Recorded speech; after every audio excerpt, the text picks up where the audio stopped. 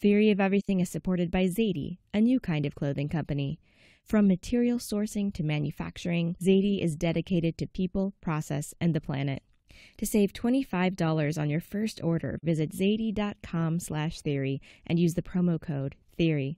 Learn more later in the show. You are listening to Benjamin Walker Theory of Everything.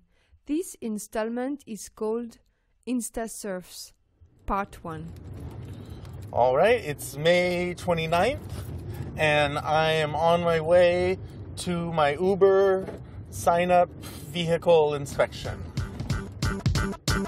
By now, you've all most likely read an article or a blog post or listened to a radio show or a podcast about what it's like to start a startup in the order stuff online economy, the order someone around economy, or the drive someone around economy.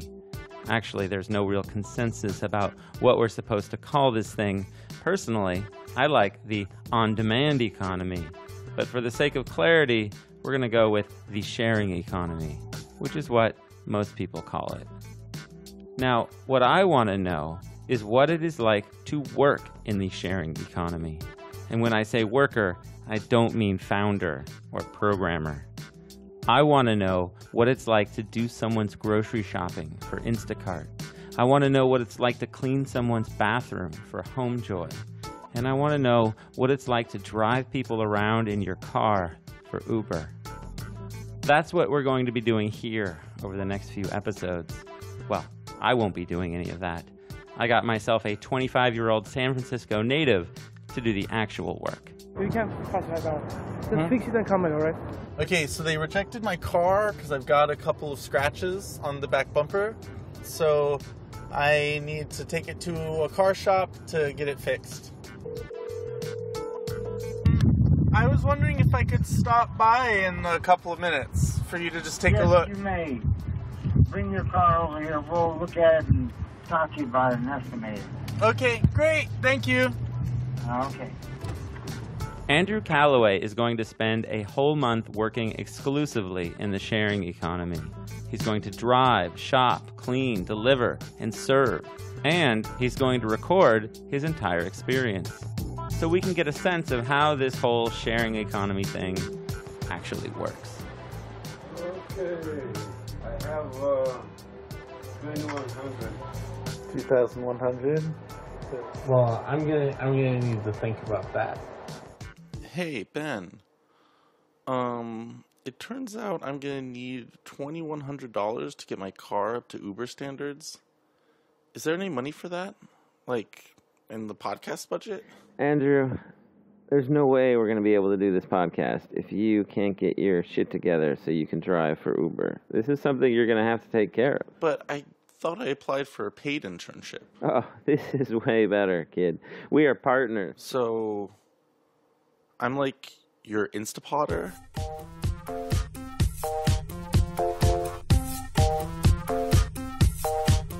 I am not spending that much money just to fix some scratches on my bumper. At least, not right now. I've been priced out of San Francisco, where I lived my whole life. I've just put down a deposit and first month's rent for my new apartment in Berkeley. I think agreeing to do this right now may have been a terrible mistake. The ads for all these sharing economy startups do say that I can make $35 an hour. But what if I can't? I guess that would make a good podcast. But this is my real life. I am a good fit for this story, though. I've been an independent contractor for years. I make movies. Or, well, more often what I'm making are like commercials and promo videos for Bay Area tech companies. So I know tons about freelancing stuff. Like, the federal government taxes us self-employed people 7% more than real employees. And it's our responsibility to set aside money to pay these taxes every 3 months. On June 15th, I have to pay the federal government over $1,700. And then on the 1st, I have to pay rent, which is $1,600. And, like all freelancers, I'm still waiting on checks from jobs I did over 2 months ago. Like I said, maybe I shouldn't have signed up for this. I know that overall, I live a pretty luxurious life, but Right now I'm kind of stressing out about all the bills and the move, and it's hard for me to focus on signing up for sharing economy jobs. I was about to start signing up for TaskRabbit, but I ended up hiring one instead. Yes, I'm here to help Andrew pack and move and make sure this place is spick and span before he leaves. TaskRabbit is a platform that hooks up freelancers like Selena with people who need stuff done, like me. So I kind of use TaskRabbit as a break to be able to venture out and kind of do the things that I'm more passionate about. And it's a really great platform because it helps you set your own schedule. It helps you set your own rates. You know, you're not locked into like X amount of dollars per hour, you know. It took Selena 5 hours to pack up my stuff. So my total bill was $155 after a $20 promotional credit for being a first-time customer. Selena's rate is $35 an hour. TaskRabbit takes 20%, which means she made $140 for the day, or $28 an hour. Not bad. And it seemed like she was really into it, even though she had a little bit of a cold. The only thing that, you know, is a little, I want to say sucky about the situation is that, you know, you don't get paid, you know, time off like you would in another job. Right. So I think that's the only thing that's like I've been having to learn how to manage, like as I've transitioned over. What's up? I work for TaskRabbit. TaskRabbit changed my life. Did TaskRabbit really change your life? Yeah. I think so. This is Jake G. I hired him to move the boxes Selena packed up to my new place. And he helped me put my bed frame back together. Yeah, I tried to warn you. This shit's fucking weird, man. Do you have another one of these? As a TaskRabbit, Jake's landed some pretty interesting work. I'm a personal assistant for this lady in the dog patch area. She hasn't really been like communicated with the outside world too much, so I'm helping her get out and like just like connect with her old friends and out, just like get out and do stuff. And she just like needs some positivity, so it's awesome. Like it's actually helping me out a lot too. When we finished, Jake gave me a big hug. Yeah, dude. Yeah. Have a good rest of your day, man. Yeah, you too. You too. Enjoy your next gig. Okay, so Benjamin never gave me the money for my bumper, but there are lots of other driving apps. Karma, Sidecar, Wings, Summon, Breeze, Co-Ride Co, Shuttle, and of course Lyft. You know, the ones with the pink mustaches? I can also use my car to do deliveries. So I signed up for a ton of food delivery apps.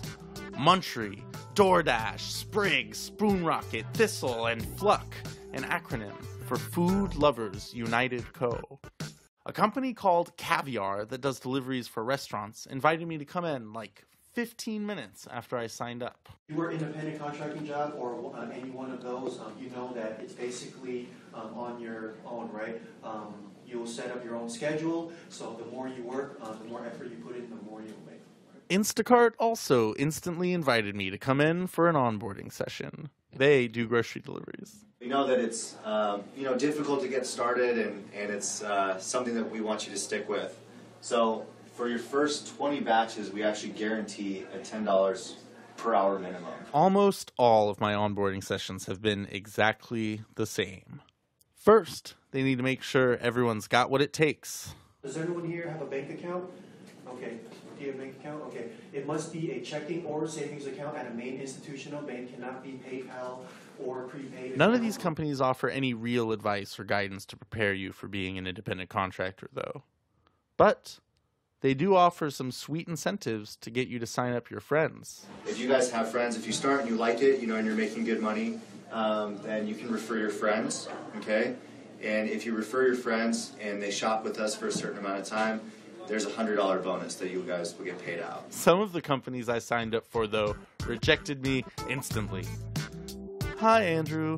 Thank you for applying to Homejoy.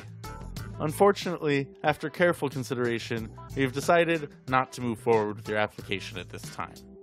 I must have failed their online cleaning quiz. But That's okay.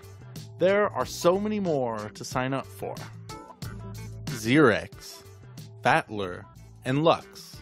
These are valet parking services. But this is where I really draw the line. Parking is the worst thing about driving in San Francisco. And I'm a relatively new driver. I'm definitely not comfortable parking some tech bros sports car. What if I scratch his bumper? I'm sure they offer insurance protection for the expensive cars, but will they protect me from the angry car owner? And there are so many sharing economy businesses, and they all have apps. Gigwalk, Gig Salad, Job Runner, Zarly, Thumbtack, Creative Circle, Elance, Blogmutt, Viable, Dolly, Bellhop, Scorilli, Riff, Sparkplug, InstaEDU, Skillshare, Urban Sitter, Dog Vacay, Doggy B&B, Trashco, and Washio. If I get sick of using my own car, I could rent it out to other people using getaround.com. Or if I don't make enough money driving, I could put it on getaround.com and put my apartment on Airbnb and then just stay at my mom's house. But according to the folks at Postmates, if I drive for them, I won't have to do something like that, because I'll be hearing this sound all the time. There we go. So it's really, really loud. We call it the sound of money. Yeah, this beeping sound. It comes out of the Postmates app, and they call it the sound of money. It's like something out of a bad sci-fi movie about the future of work. But what freaks me out even more than that is the Postmates anti-human contact policy. Hugs are totally out of the question. And so is the handshake. If they do try to go in for a handshake, just deflect it with a quick fist bump. You know, it does seem like I should be able to pay all my bills if I work overtime at as many of these sharing economy companies as I can this month. But all these rules and demands and this nonsense that I'm not supposed to shake people's hands, that is actually stressing me out even more than the money part now.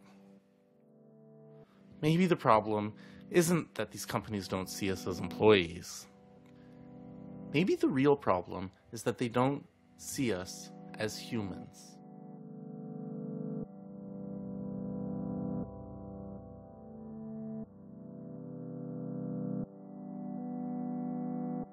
I think there's a reason the conversation always veers to Uber, and it's because Uber is, the sharing economy is Uber, whether we like it or not. That's where the money has been created. That's where the quote-unquote jobs that aren't really jobs have been created. That's where it has impacted the majority of people. Since Andrew, my Insta partner, failed to get his car fixed, I reached out to technology journalist Sarah Lacey so we could learn more about Uber. Uber is the most successful sharing economy business out there. Drivers use their own cars to ferry people around. Uber is also the sharing economy business most vocal about what it thinks about the people doing the actual work. They hope to get rid of their drivers as soon as possible. They've already invested billions of dollars in robotic self-driving cars. Pando.com, the online magazine Sarah Lacey founded, has been watching Uber since the beginning. And she says we should be frightened of where Uber wants to take us.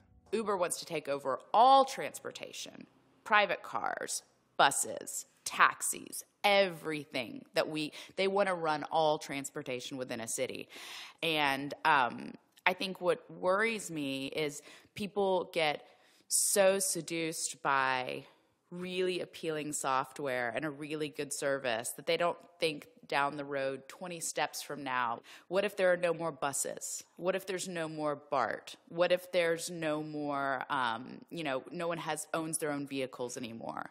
What if every single thing goes through Uber? What does that mean? Because if we think Uber is bad when they're having to compete in a market, imagine 10 years from now if they're the only option, what it looks